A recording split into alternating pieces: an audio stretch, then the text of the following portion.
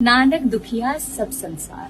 दोस्तों, इस संसार में सब के सब जीव दुखी हैं, लेकिन जब हम उनको उपाय देते हैं कि आप भगवान के किसी एक विग्रह की पूजा अर्चना कीजिए भाव से, या फिर गौओं की सेवा कीजिए या जीवों की सेवा कीजिए, तो कुछ एक लोगों का जवाब ना बड़ा ही अजीब सा होता है कि मैम भगवान तो कण कण में है, भगवान तो हमारे हृदय में निवास करते हैं, फिर मंदिर जाने की आवश्यकता क्या है, तो फिर पूजा अर्चना करने की आवश्यकता क्या है। ये सवाल सिर्फ वही लोग कर सकते हैं कि हमें पूजा की आवश्यकता नहीं है जो ब्रह्म को जानते हैं, जो अद्वैतवाद को मानते हैं। लेकिन जिस दिन आप सच में ब्रह्म को जानेंगे, फिर आप हमारे पास नहीं आएंगे कि मैम मैं दुखी क्यों हूँ, क्योंकि जो ब्रह्म को जान लिया फिर उसे दुखों से कोई फर्क नहीं पड़ता है।